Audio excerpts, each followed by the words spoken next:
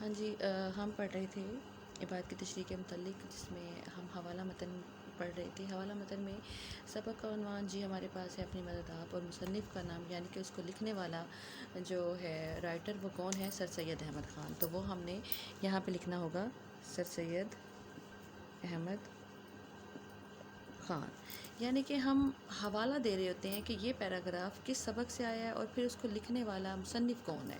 یہ جب حوالہ دے لیتے ہیں تو اگر یہ ہم نے دونوں ٹھیک لکھے ہیں تو ہمیں اس کے جو ہیں 2 نمبر ایزیلی مل جاتے ہیں۔ ہماری کویسچن کی مارکنگ یہاں سے سٹارٹ ہو جاتی ہے، ٹھیک ہے۔ تو یہ ہمیں اچھے سے آنے چاہیے۔ اس کے بعد ہمارا نیکسٹ اسٹیپ ہوتا ہے سیاق و سباق۔ سیاق و سباق جس کے ہیں 3 نمبر، تو سیاق و سباق بھی ہمیں آنا چاہیے۔ سیاق و سباق، اب سیاق و سباق کیا ہے کہ سیاق کا مطلب ہوتا ہے اس عبارت سے پہلے مصنف کیا کہتا ہے، و سباق کا کیا مطلب ہوتا ہے کہ اس عبارت کے بعد پورے سبق میں مصنف کیا کہنا چاہ رہا ہے۔ تو وہ ہمارے پاس تقریباً 10 لائنز ہمیں اچھے سے آتی ہوں جو ہم یہاں پہ لکھیں گے۔ یہ 10 لائنز جو ہے تشریح طلب عبارت سے پہلے سیاق، اور پھر ہم یہاں سے لکھیں گے تشریح طلب عبارت کے بعد وہ 4.5 لائنز جو ہے، 4.5 لائنز پہلے 4.5 لائنز بعد میں ہم جو لکھیں گے وہ ہمارے سیاق و سباق ہوں گے کہ آیا کہ عبارت سے پہلے مصنف کیا کہہ رہا ہے اور عبارت کے بعد مصنف کیا کہہ رہا ہے۔ تو یہ ہمارے پاس 10 لائنز ہونی چاہیے، ٹھیک ہے، 10 لائنز ہوں، اور اس کے 10 لائنز اگر پرفیکٹلی لکھے ہیں تو ہمارے جو ہیں 3 میں سے 2.5 نمبر جو ہے ایگزامینر ہمیں دے دیتا ہے اچھے سے۔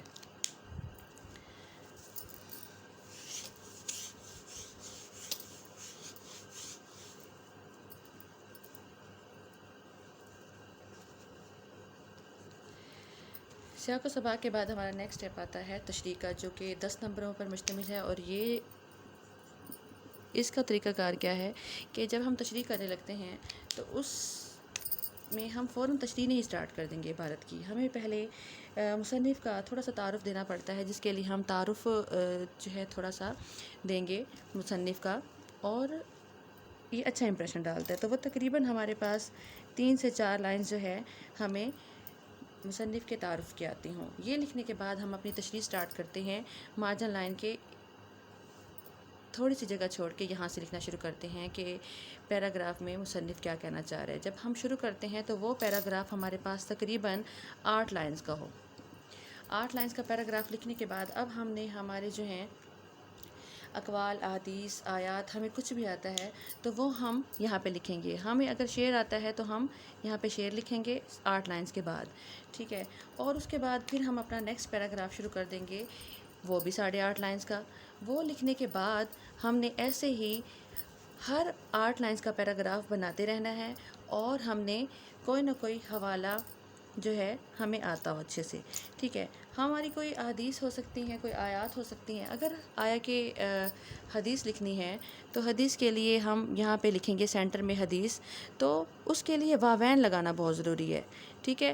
آیات اور احادیث اور اقوال کے گرد جو ہے واوین مسٹ ہے، یہ واوین کی علامت ہے جو کہ لازمی لگانی ہوتی ہے، اس کے بھی مارکس ہوتے ہیں، ٹھیک ہے۔ اس کے بعد ہم جو ہے نیکسٹ پیراگراف شروع کرتے ہیں، اور ہمیں کوئی کال آتا ہے تو اس کے گرد بھی ہم ایسے واوین لگائیں گے، کوئی شعر آتا ہے وہ شعر لکھیں گے۔ اس طریقے سے ہم نے اپنے 3